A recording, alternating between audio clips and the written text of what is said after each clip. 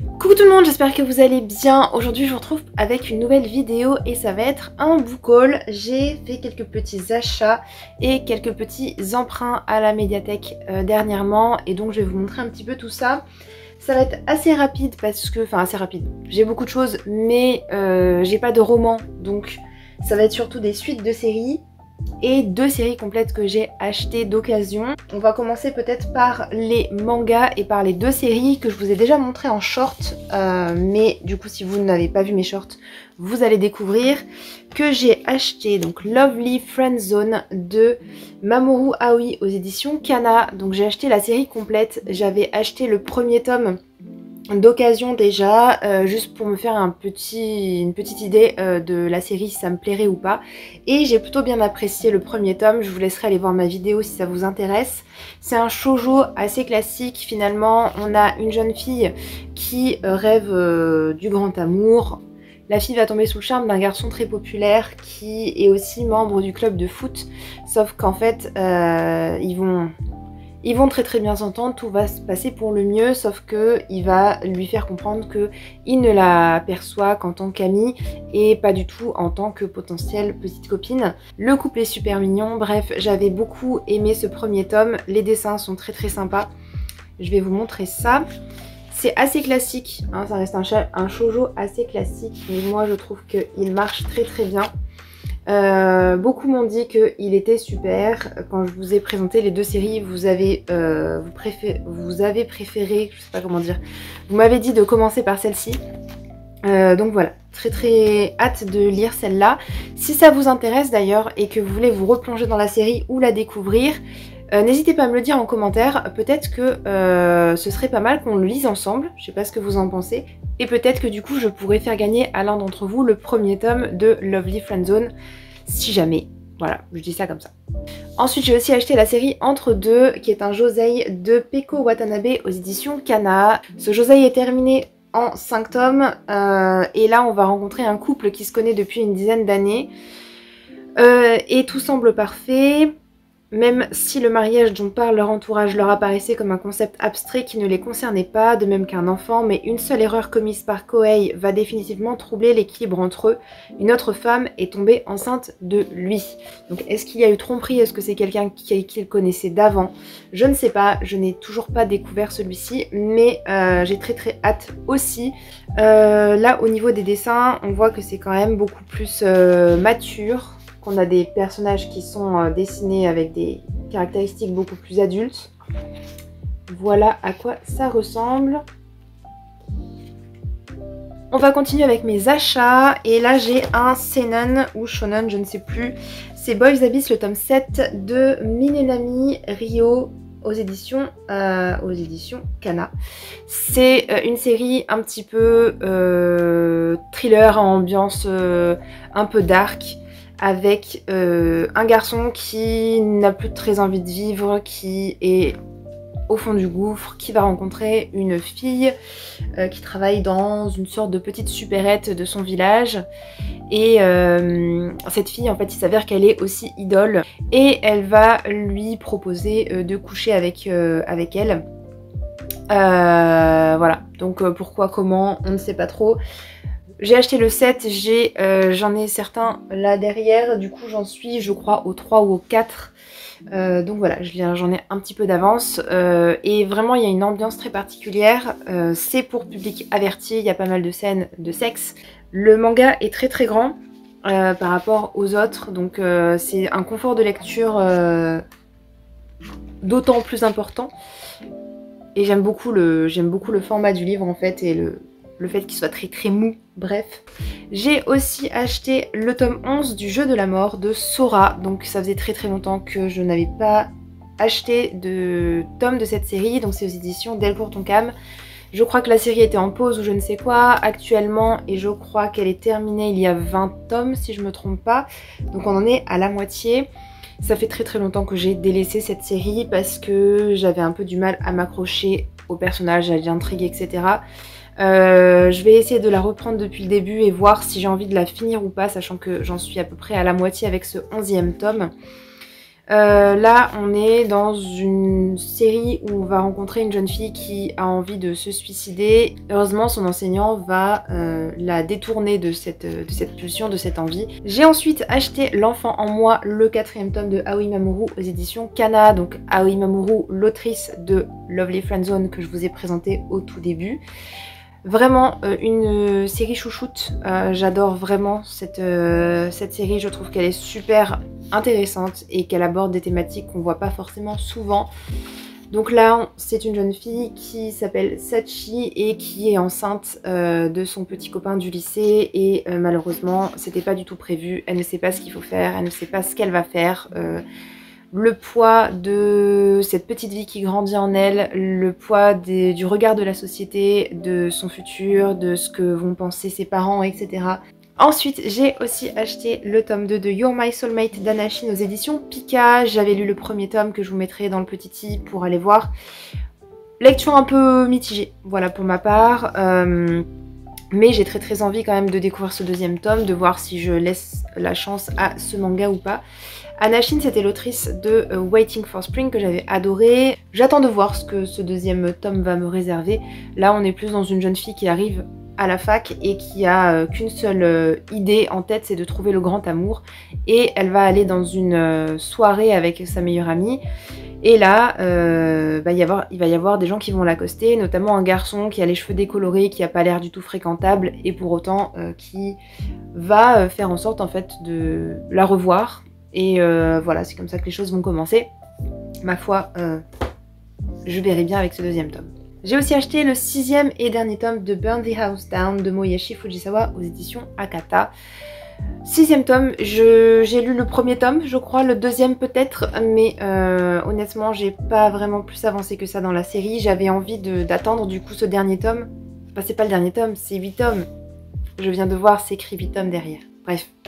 Donc non, en fait, il me reste encore 2 tomes, mais j'aurais envie en fait d'avoir tous les tomes pour pouvoir tout lire d'un coup. On est dans une ambiance un petit peu thriller, vengeance, que vous dire d'autre.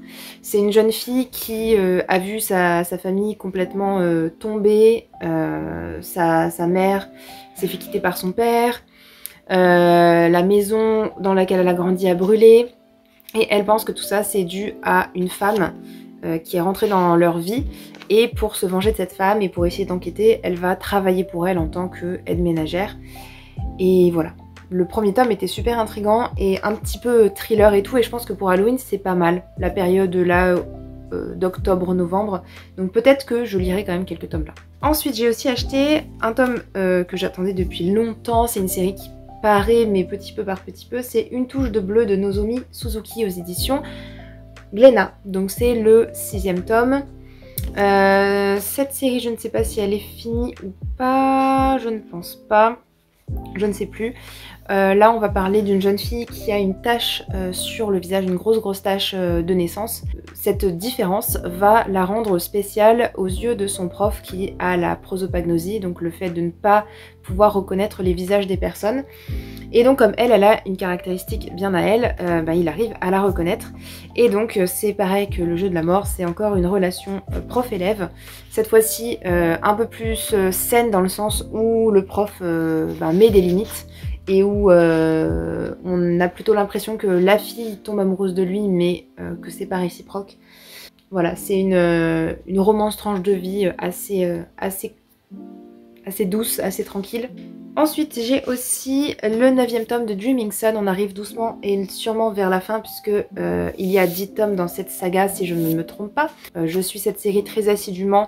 J'adore les dessins, je trouve qu'ils sont super chouettes, super dynamiques. Et j'ai très hâte de lire ce 9e tome et avant-dernier du coup. En termes de manga encore, à la bibliothèque, j'avais emprunté donc le tome 4 et 5, donc là j'ai que le 5, parce que je vous ai fait la vidéo dernièrement et je ne sais plus, il doit être dans l'appartement, je ne sais trop où. Donc c'est l'Inde de Kazumi Yamashita aux éditions Mangetsu, donc j'ai le 4 et le 5. Je n'ai pas lu le 5 encore, j'ai lu... Si j'ai lu le 5 ? Non, ça ne me dit rien du tout. J'ai lu que le 4 pour l'instant. Voilà, je vous laisserai aller voir ma vidéo présentation qui est sur ma chaîne, qui est la dernière que j'ai sortie ou l'avant-dernière.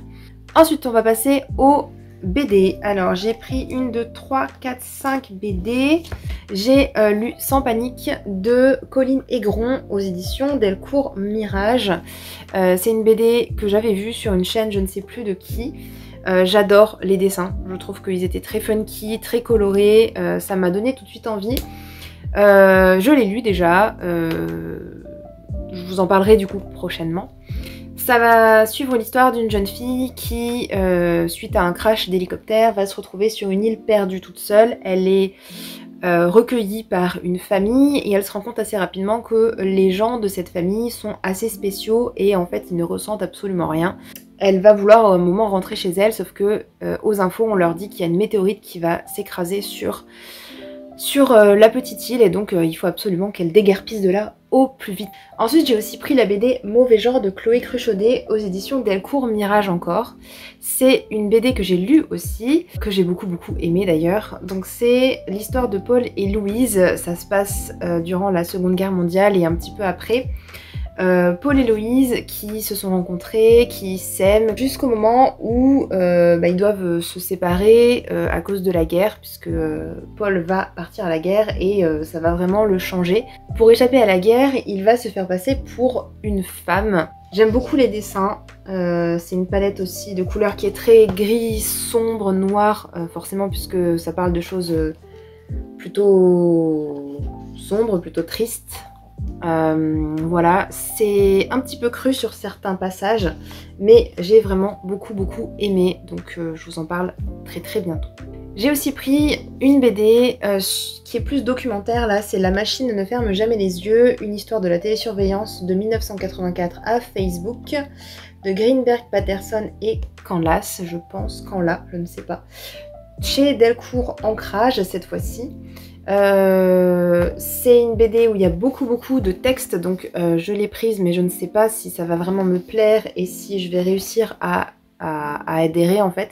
Ensuite j'ai aussi pris Moon de Cyril Pomès aux éditions Rue de Sèvres. Je ne sais pas de quoi ça parle, j'ai vu cette BD et je me suis dit qu'elle avait l'air d'être très chouette. Souvent je regarde les dessins, je regarde un petit peu les palettes de couleurs et rapidement je me fais un avis sur la thématique. Là je ne sais pas, ça a l'air de se passer plutôt à l'école, ça a l'air d'être plutôt sur des jeunes, donc je ne sais pas, mais je verrai avec ma lecture. Et la dernière BD qui est là, c'est Comme si c'était arrivé de Lorenzo Coltellacci et Tamara Tantalo aux éditions Sarbacane. Je ne sais pas non plus de quoi elle parle, mais d'après la couverture je dirais que c'est deux personnages qui s'aiment, qui s'aimaient, je ne sais pas. Et on voit ensuite donc l'homme qui est ici et il n'y a personne ici, donc peut-être que la jeune fille est morte, peut-être qu'elle a disparu, je ne sais pas. En tout cas, la palette de couleurs me disait bien, le style de dessin aussi. Donc voilà. J'avais deux autres BD que j'avais empruntées en version numérique. La première c'est Écoline, alors je ne me rappelle plus du nom de l'auteur, donc je vous la mets ici. Écoline, donc c'est l'histoire d'un petit chien, d'une petite chienne même, qui